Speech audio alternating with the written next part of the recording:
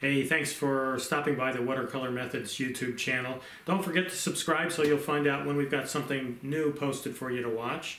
And maybe check out our website, watercolormethods.com, where we've got over 200 full-length, in-depth watercolor lessons and tutorials that you might like.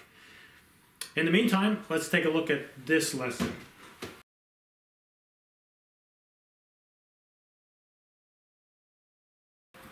This is a really quick lesson on painting early spring trees, which are a little different than a winter tree in just a couple respects, and we're going to go over those in the video.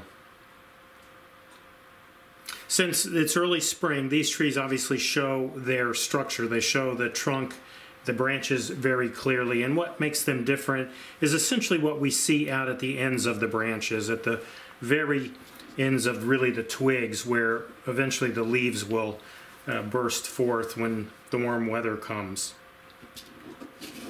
I've got a drawing layout that you can download, and you probably should, and be fairly careful about drawing this on your paper. One thing to note on the drawing layout, and actually on the watercolor paper itself, is that there are these fine kind of broken lines around the outside contour of this tree, and that's basically outlining where the ends, the tips of those twigs would be, and essentially where the leaves will be coming out later in the spring. We want to know where that is so that when we make some of the marks that are going to indicate that this is a spring tree, indeed with the leaves about to come forth out of the buds off of those twigs, there's some marks we're going to put out there. We want to know where the extent of those marks is. So you'll want to put that line in there, as well as drawing the tree pretty carefully on your paper. Now again, it's a simple lesson, and it's really about painting these early spring trees and actually getting the look of the spring tree with one particular kind of mark. But we're going to get a little bit of practice in trying to show a little bit of form as well by getting different values, especially on the trunks and branches, maybe to show a little bit more three-dimensionality than you might otherwise. So get that drawn on your paper. We're going to use a real simple color set. Let's go take a look at the palette. It's really three colors. We're going to be using cobalt blue, burnt sienna, and raw sienna in various mixtures. The cobalt blue and burnt sienna will be mixed together to get essentially a gray that we'll use for the trunk, and we'll be using lighter and darker versions of this on various parts of the trunk. So you'll want to have a good bit of both of those colors out to get those colors that we need, essentially the grays that we need, and again in at least a few different values. We're going to use a mixture of cobalt blue and raw sienna to get sort of a green-gray, and that's the color we're going to be using out at the tips of the branches where, again, those leaves will be coming forth. It's a gray color, but it's a little bit green, and it's going to give us a little hint of that green color that you see when trees are beginning to bud, again, in the very early spring. For brushes, it's 3 rounds, a medium size, a small one, and then a rigger that we'll be using for some of the finer branches at the end of the exercise. So get the colors out and ready to go, get the brushes out, ready to go. We'll go back over to the paper, we'll take one last look at that drawing layout, and then we'll jump in and paint. Now this tree is a generic tree. It resembles more or less an oak, and one of the things about oaks are the way the branches come out and twist and turn in all sorts of directions. I'm adding a couple here just to show that. They're very interesting looking trees, their structure is interesting looking, and again you can get away with some pretty funny looking branches at times for an oak tree, and I've done that here. I'm adding a couple more just to illustrate it for you a little bit. So don't be afraid maybe to depart a little bit from the drawing layout, do some additional twists and turns on some of these branches, which again are kind of indicative of an oak tree. All right, So I think we're ready to jump in and start painting. I'm going to start with my medium round, and again, some of this light gray color that I get that I've mixed with cobalt blue and burnt sienna. I'm going to have some light coming from the left over here, so I'm going to leave a little bit of white paper down here at the bottom of the trunk, and I'm trying to use some light marks, light touches to get some rough looking marks, just to indicate a little bit of that bark texture. A little bit darker color maybe. That's a little too blue, so I'll go back and get some burnt sienna in there. Darken it up a little bit as I head up into the higher parts of the trunk and start bringing some of these branches off. Now the ones where I bring it off with a little darker value, it's going to look like the branch turns a bit from the light, and that helps us see a little bit of that three-dimensional form, which I mentioned that we were going to try to do as well, even though this is really an exercise about early spring trees. Using the tip of the brush to get some of those finer branches, maybe a little bit of the darker value on the right-hand side of the tree where it's in the shade. I'm using a very fluid mark and a very fluid wash almost. It's not really a wash, it's really just a mark, but it's very fluid. That allows me to go back and pick up areas where I may have stopped, like right here for instance. I can pick that up and keep moving, pull those branches out even further. Allows me to work a little bit deliberately, but also being sure that I'm going to be able to go back in and again pick up some of those branches where I left off and keep working, add to them essentially.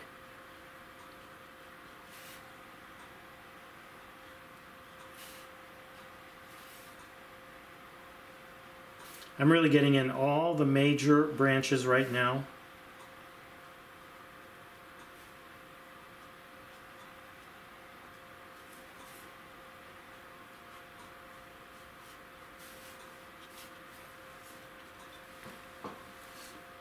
With my medium round. I'll switch now to a smaller round. It's got obviously smaller and a finer point, and allows me to pull out some of these additional branches. Those smaller, finer branches. Now we're going to be adding later, we'll add with the rigger some indication really of even finer branches out at the ends of these, but we'll do that really once we get further into the exercise. I'm going to get a thicker version of that gray color, darken some of this, especially on the right because the light is coming from the left.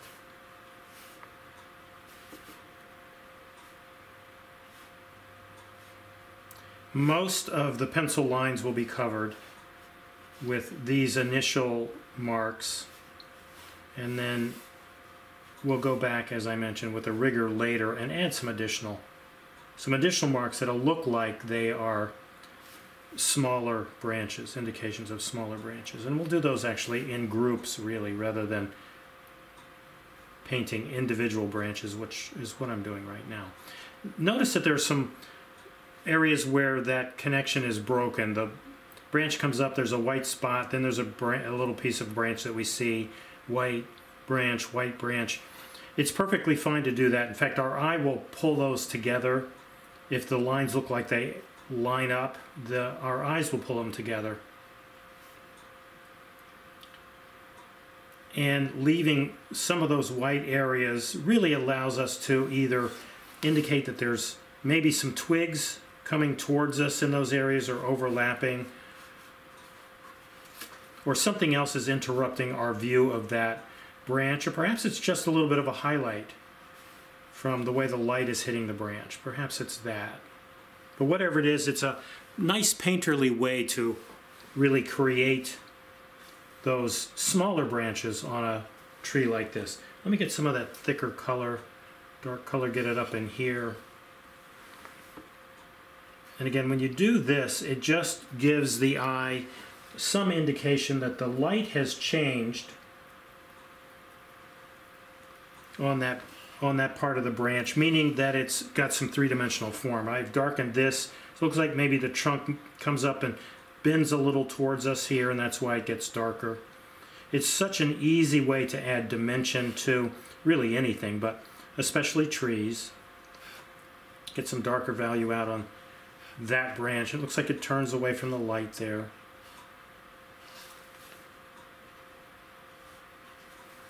Really easy to get a great effect doing that.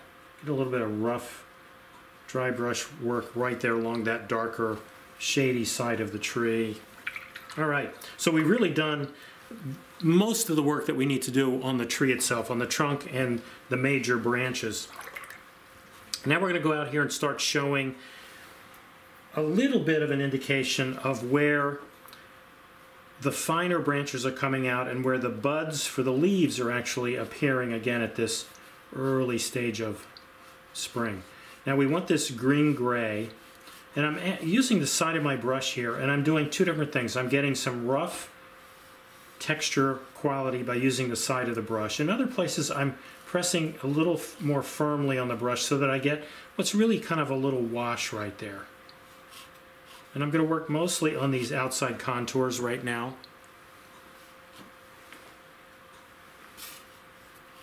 We'll bring some of this color across the center in just a minute to indicate that there's some branches that are pointing towards us and that there are indications of, again, fine branches with buds on them that will become leaves.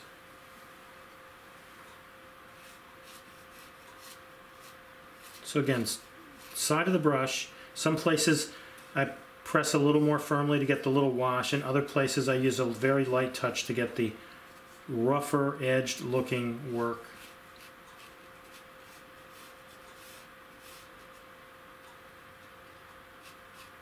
This is where the pencil lines guide us, sort of show us where those brush marks should be. If you work outside of the contour, the pencil contour line, like here or here, it's okay. And if you don't work all the way up to it in certain other areas, like here, that's also fine. They are just an indicator. They're not a hard, firm edge that has to be painted to, or essentially respected and not painted over. Neither of those things are true for that line, for those contour edges. I'm working a little more quickly now just to get through, now that I've shown you that technique. And again, there's probably some branches here that have foliage on them, or that is buds at this stage, where we might be seeing those buds right in front of us. In other words, these branches are coming towards us, and therefore eventually the leaves will be pointed towards us, but right now it's just the buds and the fine branches. And I might do a little bit of that right through here as well. There would be foliage there's foliage around the entire diameter of a tree, so I want to get some indications of that in the front. Maybe a little bit here as well.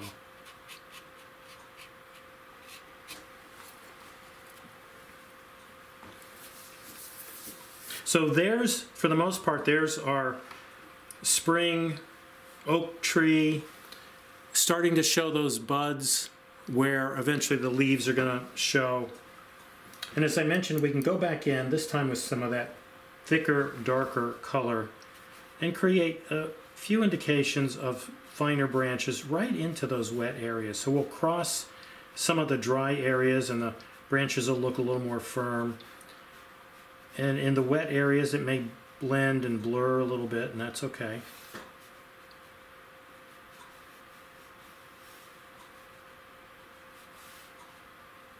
Let's bring some branches up into here.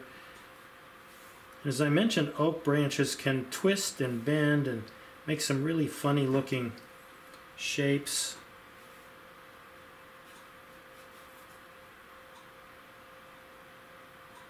So feel free to be a little bit creative with that. Let me get a branch coming up through here.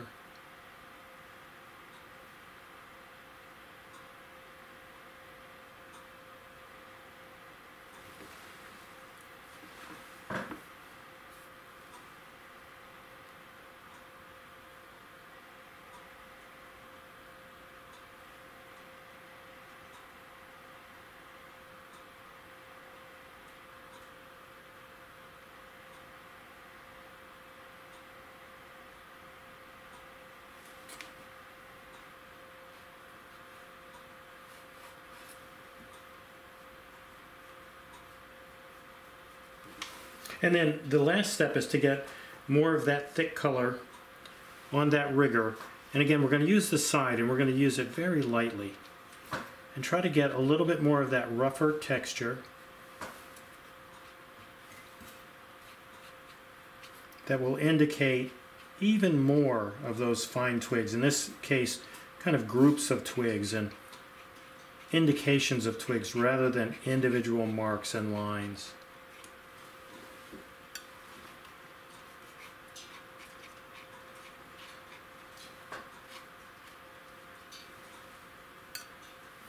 I'll mix up a little bit more of that.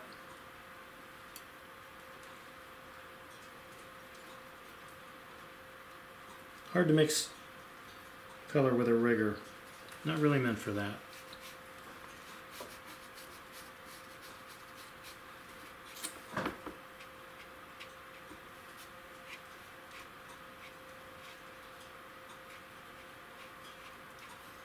Notice that I try to bring those marks out from an existing branch.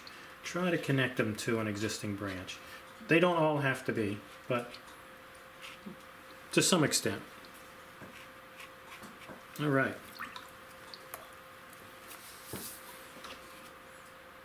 So there's our early spring tree. Again, more or less an oak tree with its twisty branches and trunk. Once we got the trunk in, we were able to get in with those two different kinds of marks using our medium round. Some of the more washier areas, and then some of that dry brush or rough brush looking work that indicates those areas where there are going to be eventually masses of leaves coming out of the buds from the end of that, those branches and twigs. And then a little bit more of that rough brush work with our rigger, and some finer marks with our rigger as well, just to fill out that canopy a little bit. And there we have a really nice, easy spring, early spring tree with a little bit of dimension and light and a nice shape and a nice form. And that's how you do it. So there it is. I hope your exercise turned out nice and successful. If it didn't, you know, you can always go back in and give it another shot or two just to get used to this idea and actually these techniques that will help you paint really any kind of early spring tree.